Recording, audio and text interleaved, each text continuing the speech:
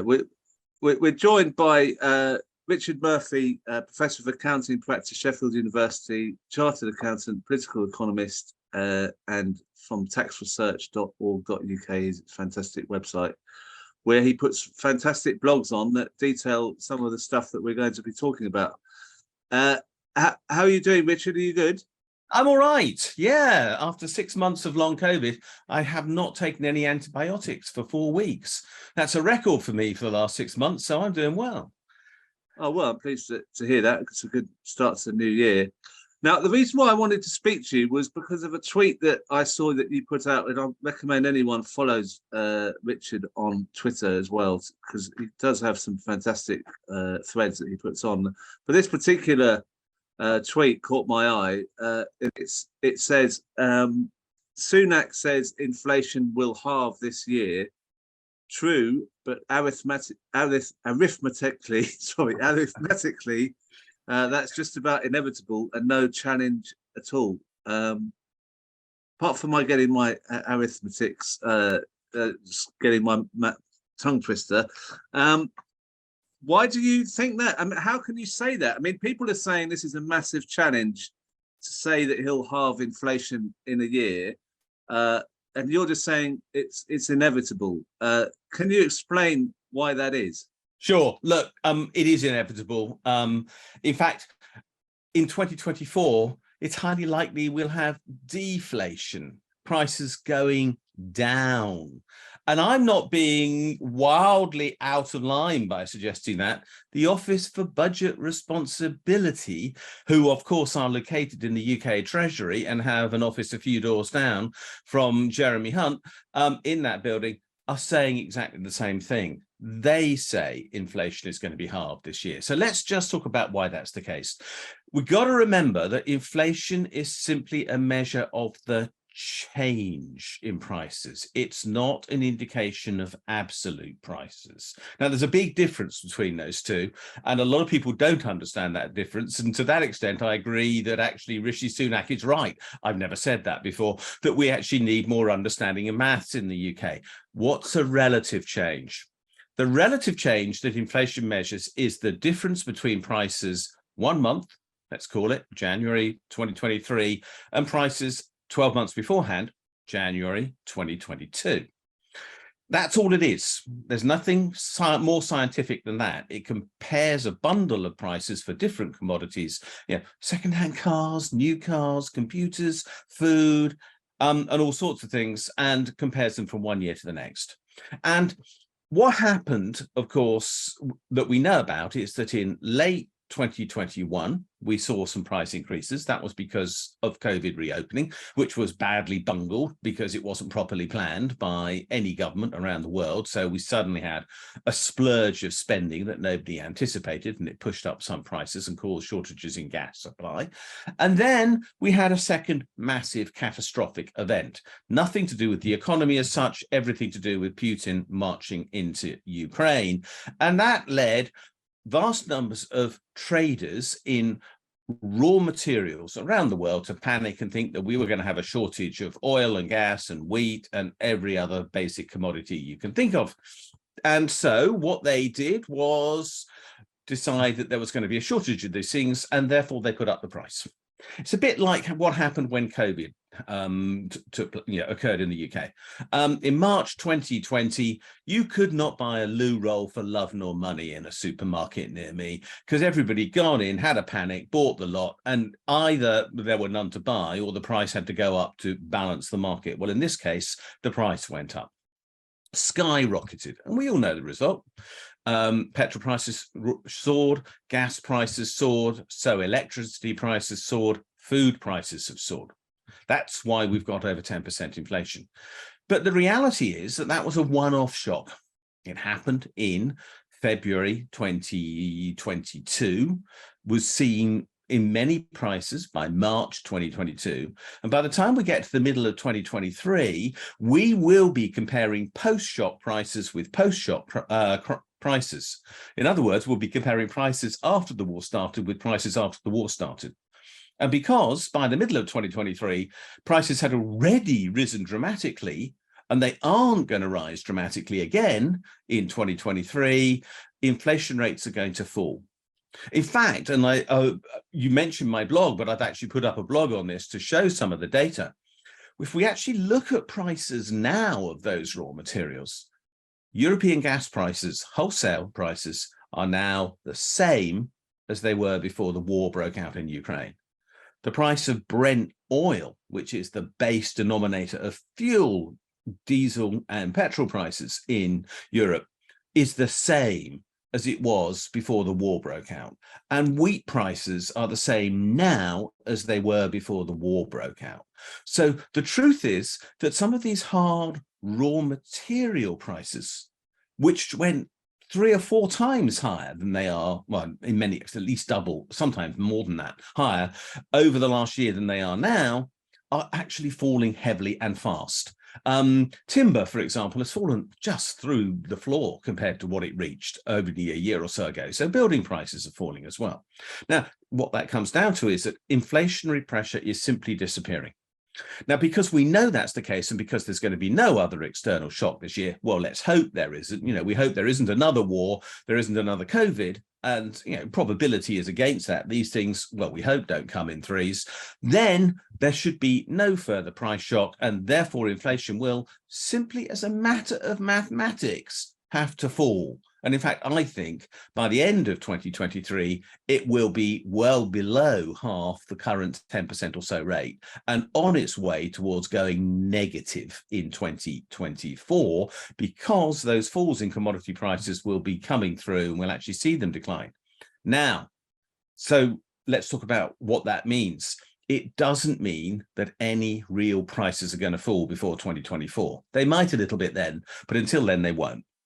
So there's a difference between absolute prices and relative prices. Relative prices are going to slow down. They're not going to rise as fast, but they're still 10% higher than they were before Putin's war started.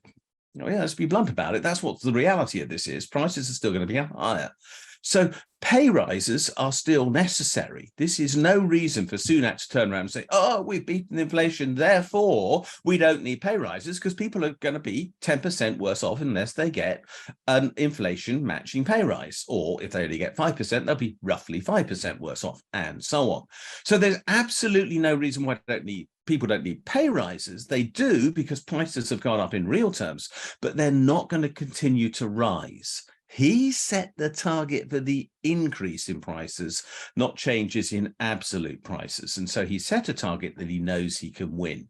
And that is a politician playing silly games.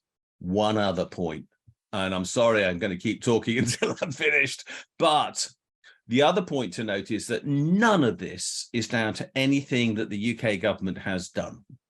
Austerity has not resulted in inflation falling. Increasing the interest rate in the UK has not resulted in inflation falling, and trying to stop decent pay rises in the UK has not stopped inflation, because none of those things have any impact upon the raw material prices of oil and gas and wheat and fertilizers and other basic prices which drove the original increase. Nothing to do with what the UK government is doing with regards to austerity or interest rates or anything else. Austerity is unnecessary. We actually need more spending. We don't need increases in interest rates. The last thing, in fact, on earth that we need are that. We need the opposite. We need really low interest rates.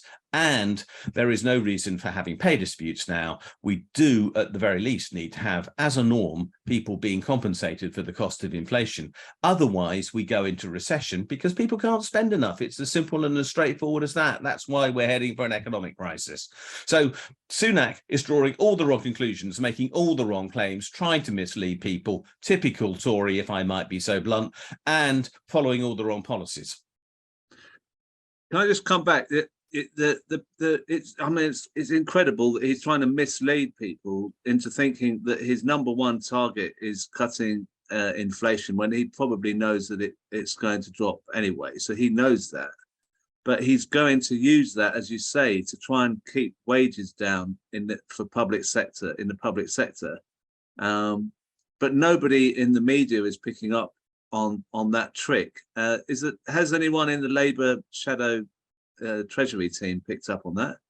Look, I mean, I watched Keir Starmer talking this week in the speech he gave the day after Sunak, and he was asked by one of the journalists present, is 19% too high wage settlement for nurses, which is what they've asked for? And the journalist said, I expect you'll disagree, but what about 2%? Is that too low? And Starmer wouldn't say anything. He wouldn't agree that 2% was too low. He wouldn't say that 19% was too high, although other members of the shadow cabinet, Wes Streeting, for example, have definitely said that. So they're not saying anything. The shadow cabinet is not picking this up. It's not picking up the issue around inflation. It's not recognizing that in reality, inflation is beaten in these ways. It's supporting the government policy on interest rates. Remember, Rachel Reeves was a Bank of England economist and believes wholeheartedly in exactly what the Bank of England is doing in undertaking what I call economic civil war upon the people of this country at this point in time. And as a result, we have a shadow cabinet that fundamentally I can't differentiate from on economic policy, the strategy of Sunak and Hunt. They are also quite clearly committing themselves to austerity. What did Starmer say when he was making his speech? This does not mean that I will open our checkbook. We will not spend more. And actually, exactly what we need at this point of time is more spending. And we need more spending for three reasons. First of all, because so many things are underfunded that they need the funding to sort things out and to provide the pay increases that will at least compensate nurses, doctors, care workers, teachers, and many others for the, frankly, let's call it shit that they have to face at work, because some of them literally do face that. And what else do we need? We need actually to have extra spending to make good the deficit in funding that has been undertaken by the Tories over the last 12, 13 years. We needed over that period to have a 4% annual increase in funding for the NHS, and we only got 2%. So we are now tens of billions of pounds a year behind. And what is more, actually spending that money would directly contribute to economic growth, because government spending is part of our gross domestic product, and it would therefore push up growth. It would push up tax receipts. It would put more money in people's pockets. They would therefore spend more. If they spend more, not only will they support jobs in the private sector, but the private sector will pay more tax as well, and therefore the whole process will pay for itself. But does Keir Starmer or Rachel Reeves recognise any of that? As far as I can see, not at all. Remember, it's only a couple of months or so ago that Wes Streeting came onto Twitter and told me, Richard, your tweets are getting somewhat hysterical at the moment because I'm attacking Labour for not doing the bleeding obvious when it comes to economics, the things I've just explained. And he was criticised for being, well, bluntly sexist by using the term hysterical, which I think is a sexist term when used in the way he used it. But more than that, he was criticised for simply missing the point.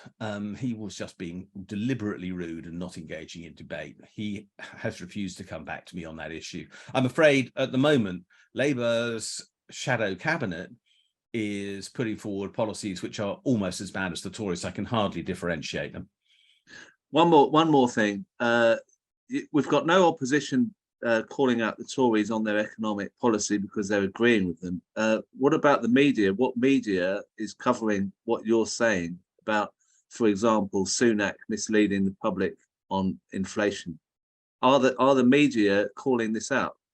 The mainstream media, the mainstream newspapers, very few are actually willing to do this because, of course, they're dedicated to Sunak's cause. They're dedicated to the cause of preserving the interests of the wealthy. And bluntly, that's what this is all about. We are seeing an economic policy which is going to deliver very strong, positive interest rates over the next few years. We've been used to having negative interest rates. Can I explain what that means? The real interest rate that somebody pays on money is the difference between the rate of inflation and the notional rate of interest on their borrowing. Now, over the last few years, inflation has been very low and real interest rates have been very low. So in fact, real interest rates have been tiny or negative in many cases. But what we're now going to have is a situation where we're moving to very low inflation by 2024, or even negative inflation and high interest rates. So there will be very strong positive interest rates, 4-5%. Now that is a direct transfer of wealth from the people paying interest to those who own property. the debt, that's the wealthy. So we are seeing this current economic crisis being exploited by the owners of capital in society to increase their wealth at cost to everybody else. The mainstream media is dedicated to supporting the owners of capital. I mean, bluntly, most of it is owned by owners of capital, so that's hardly surprising. There are some alternative commentaries. There's a bit in The Guardian, I have to say a bit. Larry Elliott does sometimes come up with a good article, and if I'm honest, and Larry's a mate of mine, sometimes he doesn't, and he knows sometimes I think he doesn't. Byline Times is offering a great alternative narrative. You can find good commentary on some blogs, and Open Democracy has some, and there are some economic narratives coming out of the blogosphere. Not many, but some, and I try to do that. But overall, the amount of real alternative economic commentary, which is totally challenging this narrative, is very small. And the mainstream media is largely ignoring it, although not entirely. I've noticed I've actually done rather more on the BBC of late than I expected. Well, we've got to amplify your commentary on Twitter and on your blogs and anywhere, because it sounds terrible that we're being hoodwinked in this way. Can I just come back to you on that one, though? And this is really what has really interested me, because I've been really trying to focus quite hard on, in a sense, what you might call educational issues over the last year on Twitter. You mentioned I write these Twitter threads. Some of them are absurd. They're up to 80 tweets long. Nobody should want to read a thread of 80 tweets.